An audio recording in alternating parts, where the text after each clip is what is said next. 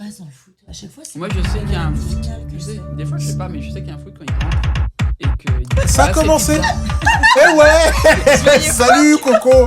Bienvenue dans l'émission. Ça va? Ça va bien et toi? Ouais, ça va. Et toi, Rose? Ça va très bien. Eh ouais. Et toi, tu J'adore le rigoles foot. beaucoup, Jennifer, là, je vois. Ça va bien? Bon, ça a l'air. Et toi, Dom? Ça va très bien. Mais oui, je ne préviens jamais. Je ne préviens jamais parce que j'aime quand il y a de la bonne ambiance, quand il y a de la bonne humeur et surtout quand on peut rire. Bon, on était dans le Dans contexte. un monde de héros légendaires, un homme s'élève pour s'approprier tout le mérite. C'est fort. Ce jeu a quelque chose qu'aucun autre jeu n'aura. Moi. C'est ici que la magie opère. Je peux avoir un café? J'arrive, Yann! Tout le monde a ce jeu dont il est tombé amoureux gamin parce qu'il a eu un impact. Ces jeux étaient l'héritage de quelqu'un. Eh bien, celui-ci, c'est mon héritage. Notre héritage. Notre héritage, ouais, si tu veux. C'est pas mon héritage. Juste un truc, je m'inquiète pour les délais. Oui, David, je vais aussi vite que possible. C'est pas ma faute si ces passteaks n'explosent pas comme devrait être. Je peux vous avoir de vraies têtes? Pas humaines? En tout cas, tu m'as apporté le petit déjeuner. Oh, c'est le mien. C'est une prescription médicale. Un bagel sur prescription. Légalement, tu n'as pas le droit de m'interroger là-dessus. Laisse tomber. Je vous vois hilar. Je vous vois hilar. Car on parle de Mythic Quest aujourd'hui. Petite question ici, est-ce qu'il y a des gamers? Occasionnel. Ouais, occasionnel. Occasionnels. J'ai déjà joué à Mario Kart. Ouais. Non, pas du tout. Non, Vraiment occasionnel. Pas de gamer ici alors. Pas de vrais gamers. Non. Eh bien, au sens- il faut que vous sachiez que l'industrie du jeu vidéo est une des industries les plus florissantes. Ah bah oui. Là, on parle un peu d'économie. Une fois n'est pas coutume dans cette émission exceptionnelle. Il faut que vous sachiez que l'industrie du jeu vidéo est l'une des industries les plus florissantes du monde. Et il y a eu beaucoup de sociétés qui ont, dont Ubisoft ou d'autres, qui ont fait des millions et des milliards grâce aux jeux vidéo. Eh bien, ici, c'est une série produite par Apple TV qui va en parler un petit peu, mais de façon très humoristique, à travers le jeu Mythic Quest. Mythic Quest, qui est un jeu fictif. C'est un jeu fictif qui a été créé par deux personnes, Yann Grimm et Charlotte Nickdao. Enfin, Charlotte Nickdao, non, c'est le nom de l'actrice. Et Poppy. Poppy. Alors, Yann est un peu le patron mégalo de cette entreprise de jeux vidéo.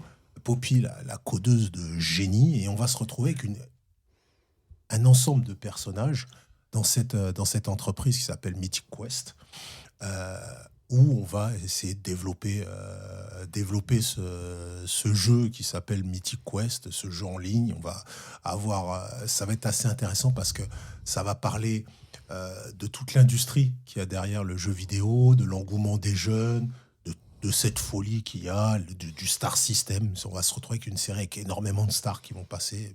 Je donne par exemple l'exemple de Snoop Dogg. Snoop Dogg est dans... ça y est, là, ça intéresse Monsieur Hip-Hop. Hein. Monsieur Hip-Hop est intéressé. Voilà.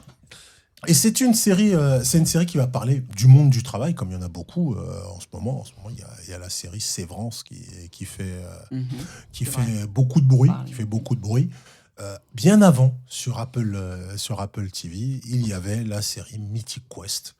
Oui, Mythic Quest qui parle justement de ce monde du travail, mais dans le jeu vidéo. On a une galerie de personnages qui est développée et c'est une série humoristique. Alors, il y a plusieurs épisodes qui durent généralement une demi-heure, des saisons de 10 à 8 épisodes sur 3 ou sur 4 saisons maintenant. La 4e saison vient d'achever. Donc, c'est fini pour les bingeurs. Pour les bingers, vous pouvez regarder tout. peut y aller. Voilà, vous pouvez tout regarder toutes les d'un saisons, coup. Let's go. Toutes les saisons. Vous pouvez y aller, vous avez le feu vert. Même si c'est pas une série qui vous aurait laissé avec un suspense. Non. Qui Oui. Il n'y aura pas de saison 5. Il n'y aura pas de saison 5, il n'y a pas de saison 5, Ah, d'accord. mais un univers. Tu as tout vu? Oui, j'ai tout vu. Donc tu as vu la conclusion. Il y a J'ai une vraie vu- conclusion? Il y a une vraie conclusion. Il y a une vraie conclusion. Et il y a même un petit spin-off qui s'est fait en petit bonus. Là. Ah Ça avait, juste après la fin de la saison 4, ils ont sorti un petit spin-off. Un one-shot? Non, série. ils ont sorti une série de quoi, je sais plus, 7 ou 8 épisodes D'accord. qui s'appelle Side Quest. Alors, il y a, Ah ouais. il y a Mythic Quest et ils ont créé une autre série qui s'appelle Side Quest Alors, aussi. du coup, en québécois, c'est quête mythique. Quête Quête Et mythique. Side Quest, Le ça va festin- être. le festin du corbeau. Ça va être, ça va être quoi? Side Quest, comment tu le traduis? en Side québécois? Quest, bah side c'est de côté, donc c'est la quête. La quête de côté. La côté. quête, les à côté de la quête. Si la vous quête voulez, j'en transversale. parlerai un petit peu. Je vous en D'accord. parlerai un Côté. petit peu. Alors, il faut voir que cette série, c'est vraiment, c'est une série de type sitcom. C'est une série de type sitcom qui suit des gens dans l'univers de la tech, dans l'univers de la tech. Je crois que ça se passe à Los Angeles, mais les investisseurs sont canadiens. Enfin bref, il y a du fric. Il y a du fric jeté en l'air.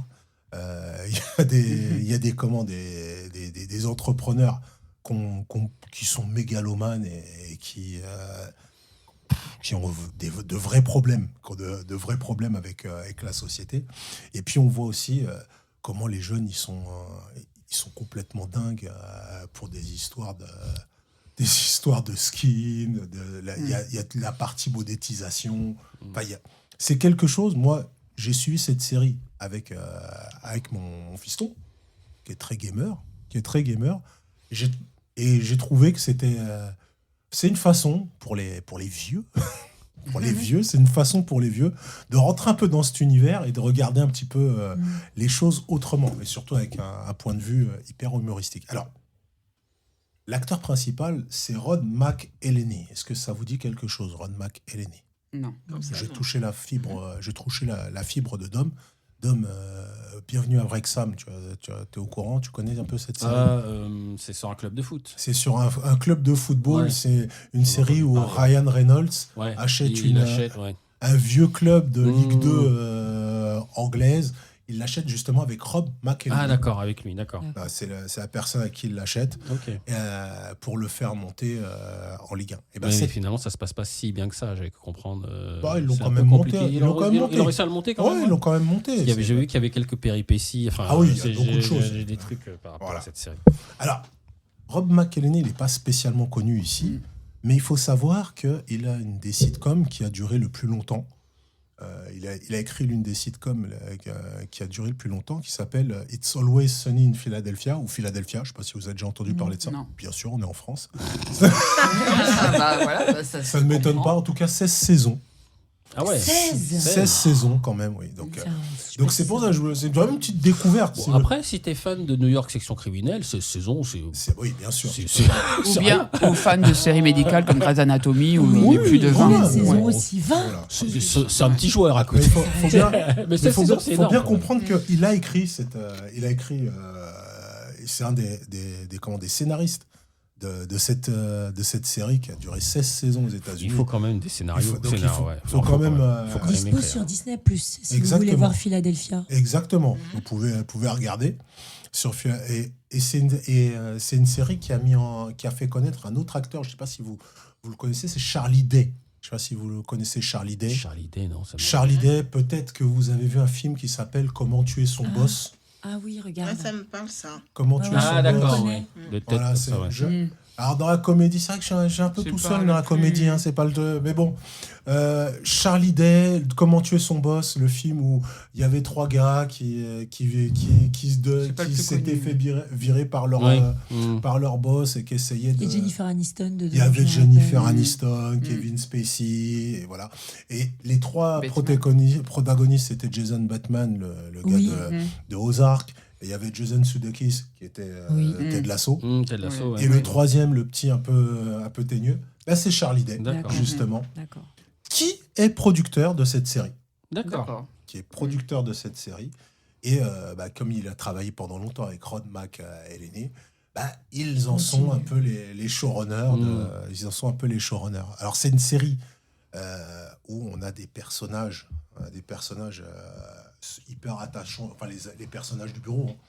Vous avez la DRH qui pète un câble tous les jours parce que... Elle est marrante. Parce que elle en peut plus. Elle en peut plus des gens qui viennent la voir pour tout et n'importe quoi. Pour lui, il laisse toujours son gobelet, lui fait ci, lui fait ça. Enfin bref, la DRH qui en peut plus. Vous avez la comptable qui est tout le temps enjouée, mais qui a un bureau au fin fond de la cave. Au fin fond de la cave. Mais qui est tout le temps... D'ailleurs, elle fait super flipper parce qu'elle sourit tout le temps et elle est vraiment une ambiance psychopathe. Vous avez l'assistante que vous avez entendue dans la bande-annonce qui courait, qui dit « Yann, je t'apporte ton café !» Ah oui. Qui est complètement... qui est jouée par Jessie Ennis. Joe, oui, voilà, c'est ça. Joe, qui est jouée par Jessie Ennis. Elle est bien. Et vous avez deux personnes qui sont des testeurs, deux filles qui sont des testeurs, Rachel et Dana. Rachel et Dana, alors leur boulot de testeur, ça consiste à s'asseoir toute la journée et de jouer aux jeux vidéo et de voir quand il y a des bugs, dire les signaler, là il y a un bug, là il y a un truc, etc. Voilà. Et justement, il va y avoir dès la première saison, il va y avoir une idylle entre une idylle LGBT entre Dana et Rachel. On sent qu'il y a un petit truc qui se passe entre Yann, qui est complètement mégalomane, qui appelle les gens à 1h du matin pour dire j'ai eu une idée pour le jeu, il faudrait qu'on fasse une épée bleue. Vraiment, c'est le personnage de Poppy qui est comment la codeuse. Qui se lave pas, qui a toujours les cheveux défoncés, qui est tout le temps en train de coder, qui code du matin au soir, qui a pas de life, rien du tout, quoi. Et voilà. Et puis vous avez d'autres personnages un peu plus comment secondaires, voilà, bien sûr. Vous avez Brad. Alors Brad, je sais pas si vous avez suivi. Alors je continue. Ça reste vraiment des séries. C'est vraiment la continuité de beaucoup de séries. Que je vous conseille, qui sont des séries comiques, des sitcoms, qui sont à peu près... Alors peut-être vous avez vu sur Netflix la série Community. Non. Non, mais elle est bien. Voilà, c'est une série qui parle les débuts de comment du gars qui est à Atlanta là. Ah oui, j'ai oublié. Glover. De Donald Glover. Ont été faits dans la série Community, et il était justement avec Brad Bird, Brad joué par Danny Pudi dans la série Community, et cette personne a lui le rôle du gars qui gère toute la monétisation des jeux vidéo, donc qui cherche toujours la thune, qui cherche toujours à escroquer les enfants sur Internet. Il le joue bien, c'est attachant. Voilà, le personnage. Mais c'est un de mes personnages préférés. C'est un personnage. Il est cynique de ouf. Il est cynique à souhait. Mais il crée des skins, des machins, des trucs comme ça. En tout cas, il va toujours te dire la vérité. Enfin, il va pas prendre de gants. Il prend pas de gants. Il arrive, fais-toi, je n'ai qu'un but, c'est que tu sois viré. Voilà. Pour prendre ta place et machin, etc. Et puis vous avez David, qui est joué par David Hornsby. Voilà, justement, en plus, c'est bien. Il a David, alors je ne sais pas si vous aviez suivi cette série qui s'appelait Good Girls, série de drogue, d'hommes. Good Girls, non, j'ai pas vu celui-là. Série de drogue, série de drogue. Donc, dans la série Good Girls, il avait déjà un rôle. Il jouait le rôle dans... Tu as vu la série Good Girls, peut-être, non ? Non ? Personne n'a vu la série Good Girls ? Je l'ai vu avec toi. Ah oui, bien, merci. Sous mon œil. C'est ce que j'allais dire, mais j'ai dit non, j'ai déjà dit. Tout à fait, parce que c'est pas une série que j'aurais suivie sans toi. Et alors ? Et oui, elle est bien, mais oui, elle est bien. Ouais, oui. Donc dans la série Good Girls, David Hornsby avait un rôle complètement fou d'un chef de rayon de supermarché qui faisait chanter son employé, qui faisait chanter son employé pour avoir des faveurs sexuelles. Bref, D'accord. un vrai salopard. Un vrai Il a salopard. pas la tête. Voilà, alors qu'il a une tête, il n'a pas la tête d'un. Il a vraiment la tête. Tout le monde. Quoi. Il a vraiment la tête d'un gars gentil. Quoi. Et d'ailleurs, dans Mythic Quest, il a justement la tête d'un gars. C'est vraiment le gars gentil qui doit essayer, le manager, qui doit essayer de tirer les synergies de tout le monde pour pouvoir créer le jeu. Quoi. Un manager un peu mou, quand même. Oui, un peu mou, parce que justement, il manie le tiède comme personne. Voilà. Et donc, c'est une série, c'est vraiment une série que je vous recommande. C'est vraiment une série que je vous recommande, déjà parce qu'il y a une fausse intrigue un peu à la Madame est servie. Est-ce que Yann et Poppy vont en finir ensemble, parce qu'on sent qu'ils ont monté la boîte ensemble. Je comprends ils s'engueulent tout le temps, ils se chamaillent. Il n'y a pas un épisode où ils ne se chamaillent pas, il n'y a pas un épisode où il n'y a pas une crise. On sent qu'ils tiennent l'un à l'autre, mais il ils n'y a tiennent pas de... énormément l'un à l'autre. Comme ils travaillent ensemble, c'est compliqué. Exactement. Et c'est une série qui parlait du monde du travail. Et si je me souviens bien, c'est une série qui a dû commencer en 2017 ou 2018, voilà. Si je dis pas de bêtises. 2019 et 2019, voilà, encore mieux. Très bien. Avec le lancement de Apple TV, justement. Exactement. Oui. Et c'est une série qui, elle, s'est retrouvée en fin de saison 1, début de saison 2, en plein Covid. Qui s'est retrouvée. Ouais. Et je trouve, alors il y a eu beaucoup d'épisodes qui ont eu lieu, qui traitent un peu de cette période de Covid. Il y a beaucoup d'épisodes qui parlent de cette période de Covid. Mais je trouve que parmi tous ceux que j'ai vus pendant cette période, il y a un épisode qui, comme on est dans la tech, qui parle énormément de réunions Teams, de réunions Teams, de gens qui sont confinés, de gens qui se retrouvent vraiment seuls pendant un moment et qui n'en peuvent plus, d'autres qui... Yann, qui a la chance d'être un milliardaire, qui a des hectares et qui fait son jogging dans son stade. Son jogging dans son stade. Il y a vraiment il y a vraiment un bel épisode, un très très bel épisode sur le confinement que je vous conseille, avec un final qui pour moi, au niveau scénaristique, est juste génial. Et puis en plus, teinté d'un peu de petite subtilité en mode Rocky Balboa.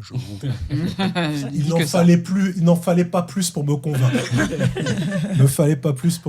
Donc c'est vraiment une très très bonne série. On en est à la saison 4. Avec l'évolution de cette société. Avec, à chaque fois, dans chaque saison, vous avez toujours un épisode flashback. C'est-à-dire... On a un personnage en Mythic Quest, c'est un jeu moyenâgeux, ça s'appelle le Festin du Corbeau. Voilà. Ils appellent ça le Festin du Corbeau. Et dans le jeu, il y a quelqu'un qui est censé imaginer un peu les histoires des jeux vidéo, les histoires médiévales. Donc il y a un vieux scénariste alcoolique dans la société un peu alcoolique, qui écrivait des romans, qui écrivait des romans et de science-fiction et de fantasy, d'heroic fantasy. Et ce personnage-là, il écrit ce genre de... Ça va? Je t'écoute. Je vois, tu rigoles.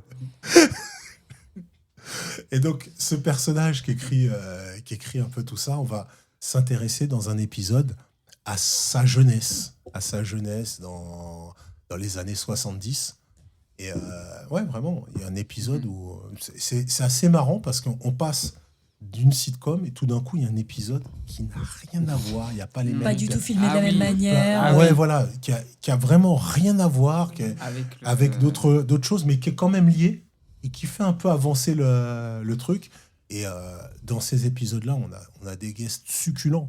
Et d'ailleurs, dans cet épisode, alors, c'est pas le vrai, mais il y a Isaac Asimov qui apparaît. Ah, petite petite référence à la Fondation. Dans un autre épisode, on retrouvera les acteurs de la série Good Girls. Pas Good Girls, excuse-moi. New Girl. La série New Girl. Voilà, qui raconteront un petit peu comment les locaux de Mythic Quest sont devenus les locaux de Mythic Quest. Et donc, c'est une série qui parle vraiment. Je trouve que c'est une série, à travers la sitcom, on arrive à parler de nous. De nous, c'est-à-dire, moi, je suis pas un grand fan, je joue vraiment pas aux jeux vidéo. Mais j'adore regarder Mythic Quest parce que ça parle vraiment d'entreprise, ça parle vraiment de relations entre les gens. C'est très humain, c'est hyper humain. Et ils ont même fait une série dérivée qui s'appelle Side Quest. Alors, Side Quest, ça parle un petit peu... Alors, ça commence avec le personnage de Yann, et il y a un gars qui part, en voyage de noces avec sa femme, mais il se trouve que c'est un employé de Yann. Et ça parle, en fait, on s'intéresse à ce personnage qui est complètement secondaire, on n'en parlait même pas du tout quoi, de ce personnage-là. Et on s'intéresse à ce patron qui va l'appeler tout le temps, lui disant « Ouais, faut que tu fasses ci, que tu fasses ça », alors qu'il doit passer ses vacances avec sa femme, l'a demandé en mariage, quoi.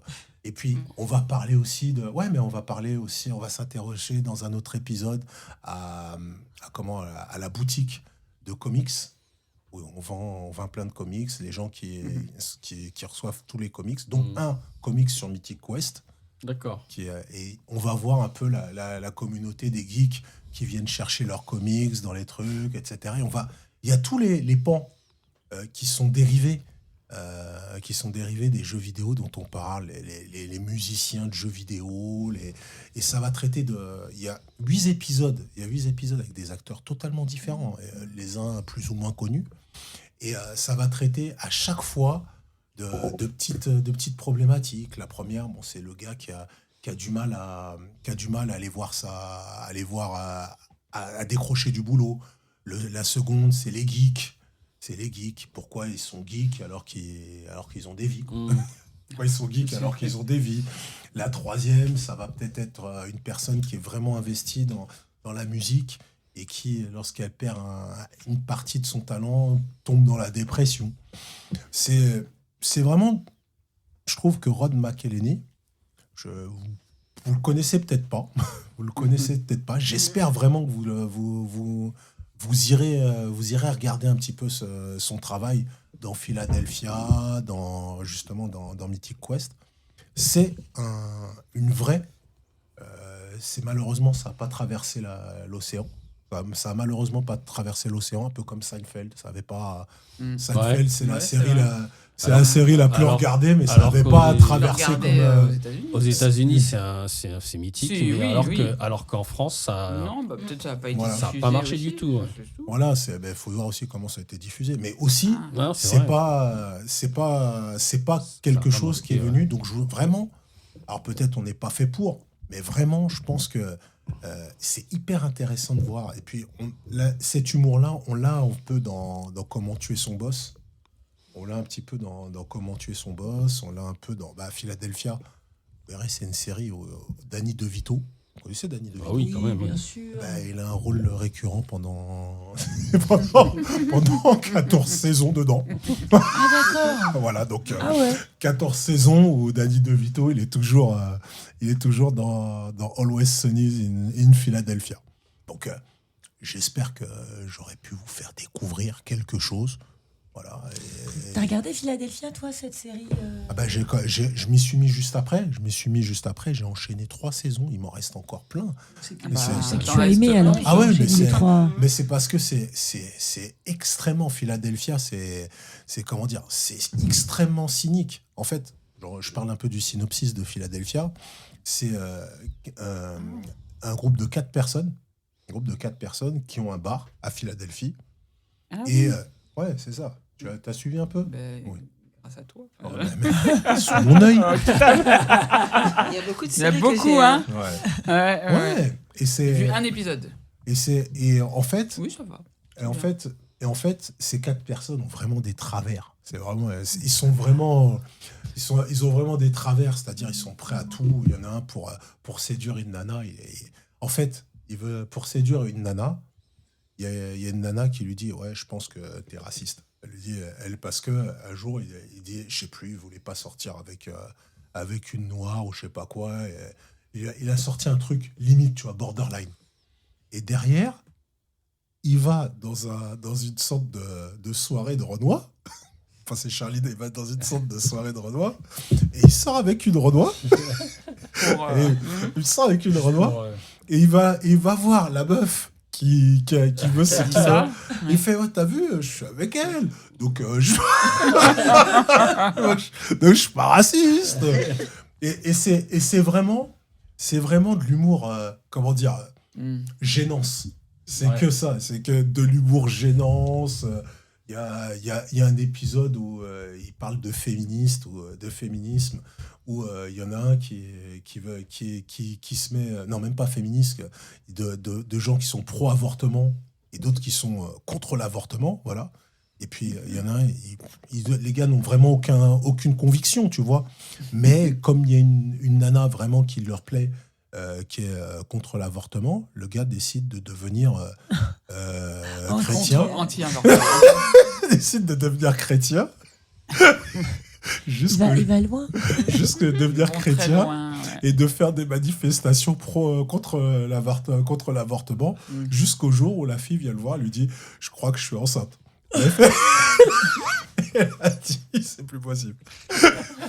Et il n'y a que des épisodes comme ça où c'est vraiment de la gênance. Et ça a fait un carton là-bas. Et ça a fait un carton. La gênance a cartonné. Ah oui, c'est vraiment une série de gênance. C'est vraiment une série. Enfin, Rod McElhenney, c'est vraiment je pense que c'est vraiment quelqu'un qui est méconnu dans la comédie ici, et qui gagnerait vraiment à être connu. Voilà. Donc, si vous voulez rentrer dans son univers, Mythic Quest, c'est super. Et puis en plus, vous pouvez le suivre avec les enfants. Et, du coup, il en a pensé quoi? Puisque lui, tu as dit qu'il était plutôt geek. Ton fils. Ouais. Et donc lui, il avait un... on suivait ensemble, c'était plutôt sympa. Mais en termes de... Il a apprécié autant que toi, pareil Ouais, moi je suis resté parce que je suis un peu plus fidèle aux séries que lui. Lui, après, les jeunes, j'ai l'impression... Il zappe. Il zappe vite. Non, mais il aime les animés. Il aime les animés, ça, voilà. Il va pas rester 4 saisons, et une saison suffit.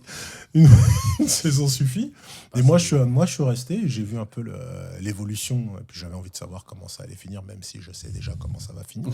Mais j'avais envie de savoir. Mais oui, parce que tu suis les personnages. Ouais, je me suis attaché aux personnages, et puis ils sont plutôt bien développés. J'ai vu qu'il y avait F. Murray Abraham dedans. Effectivement, mais c'est lui. Daradal. Oui, justement, c'est justement lui le scénariste alcoolique. Ah, c'est lui, d'accord. Voilà. C'est le scénariste alcoolique. J'aime bien cet acteur. Il est excellent là-dessus. Il est très très bien. Oui. Il est très très bien. Non, tous les acteurs sont vraiment jouent juste. Peut-être parfois ils en font un peu trop, mais c'est de la comédie. C'est la comédie, c'est fait pour ça. Et puis ça, vous allez. Franchement, ça fait pas de mal à la tête. C'est bien. J'ai l'impression quand même que The Office a changé un peu la donne sur ce type de série où on est dans en entreprise, entre guillemets, parce que là, The Office, c'est une mairie, je crois.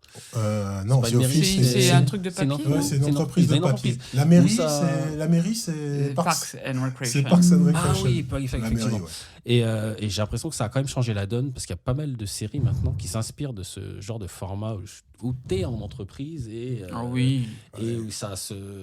on voit les rapports entre les différentes personnes de l'entreprise, et que ça quand même. Tu vois que c'est un microcosme complètement fou. Plus tu vois, et en plus, ce qui est marrant, c'est que tu reconnais un peu les personnages dans les boîtes. Tu vois, toujours la même mécanique. L'assistante qui court pour donner un café. Tu sais que t'en as vu. Ouais. Tu dis, ah tiens, ça, c'est Appel. Mais quelque part, peut-être on se reconnaît parfois peut-être dans qu'on certains... est dedans aussi, oui, effectivement. Non, ça dépend ça dépend le domaine. Ouais, ça dépend le domaine, mais tu vois un petit peu... Non, mais tu dis ça, effectivement. Non, je vois quelqu'un. Tu vois quelqu'un qui va chercher le café, qui serait capable, qui serait capable de donner un café. Effectivement. J'ai pris un café pour toi. C'est vraiment... Ou ceux où on dirait que c'est l'entreprise de leur père. Quoi. Ouais, ben voilà, ceux qui pensent vraiment que c'est l'entreprise, ceux qui sont dévoués comme jamais, ceux qui n'ont rien à foutre, qui sont là que pour l'argent, ceux qui la série dans un supermarché. Superstore. Superstore. Il y avait Superstore aussi. J'ai préféré celle-ci. Ouais. T'as bien aimé? C'était une sitcom aussi. Ouais, sur Netflix. Il y a beaucoup il y en a de plus en plus maintenant. De plus en plus, ben nous, qu'en France, on a eu les Caméra Café. Et les nanas qui étaient à l'accueil aussi. Ah oui, je me rappelle sur Canal. Il y avait ça. Il y a eu le truc à l'aéroport là avec Eric Ramsey. Avec c'était pas vraiment sur le travail. Ah oui. Ouais, mais c'est un travail aussi. C'était Platane. Non, Platane. Celui d'Eric Ramsey, c'était par rapport à un avion. Ouais. Ah non, je l'ai pas vu. Ouais, c'est un peu le même format, ouais. C'est un petit format. Il y a beaucoup de petits formats comme ça sur le monde du travail. Mais quand je vous dis, ces épisodes-là, je trouve, ils pourraient juste être dans la caricature de. Ils pourraient être juste dans. Qui jouait dans Pingouin. Oui, Christina Mignotti. Voilà. Qui joue justement dans un épisode. Tu vois, justement, c'est très intéressant ce que tu me dis. Christina Mignotti joue dans un épisode d'une saison. Il y a toujours un épisode hors du temps. Et joue justement dans un de ces épisodes hors du temps. Là. C'est les épisodes qui sont, je trouve, les plus intéressants. Et généralement, les réalisateurs, Charlie Day, il joue un petit peu dedans, Charlie Day, dans Mythic Quest. Il y a des personnages secondaires qui sont extraordinaires. Par exemple, il y a un petit YouTuber qui s'appelle Poutipou. Poutipou. Un YouTuber. Et en fait, le délire, c'est que petit Poutipou, il a dit que Mythic Quest, la dernière version, n'était pas terrible. Tu vois. Et donc, quand le YouTuber te dit c'est pas terrible,